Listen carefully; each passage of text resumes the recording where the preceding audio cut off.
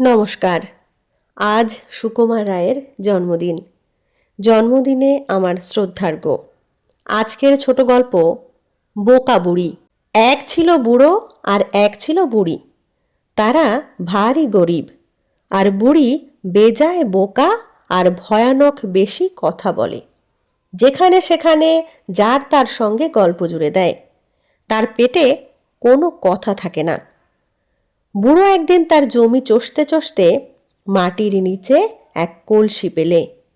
সেই কলসি ভরা টাকা আর মোহর।